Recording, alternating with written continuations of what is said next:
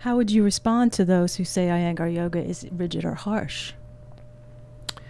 Well, any of these things, of course, is in the eye of the beholder. I mentioned earlier the little story about Mr. Iyengar giving me a swat on the side of the head. So I find people read spiritual literature, and they read a Zen story, and they read about the Zen student who goes to the Zen master, and the Zen master gives him a koan and asks him to contemplate this, and the student's getting nowhere, and he keeps mumbling all this thought process about what he's doing. And the Zen teacher takes off his saddle and swats him alongside the head, and the student wakes up and he's enlightened. And everybody goes, wow, isn't that really cool? That's a far-out spiritual story.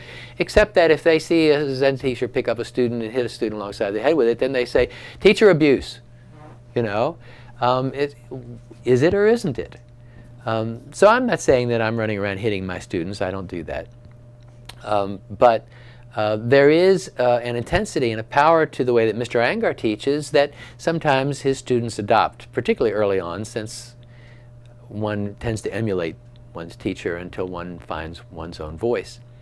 And that has, I think, given Iyengar Yoga the reputation of a particular harshness, because Mr. Iyengar is intense.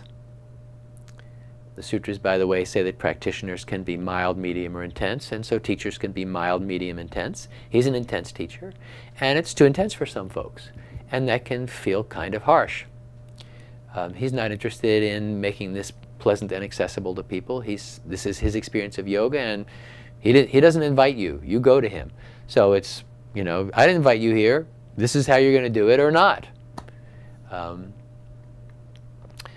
Rigid.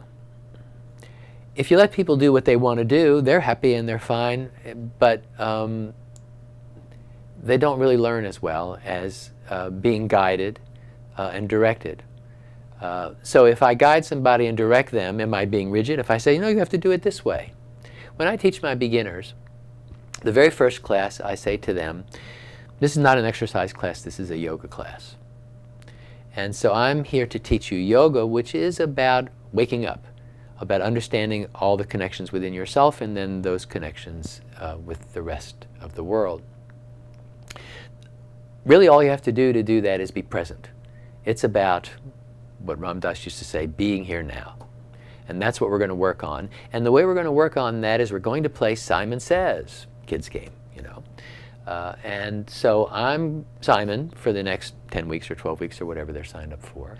And your job is to follow along. First, you'll learn the poses better if you follow along.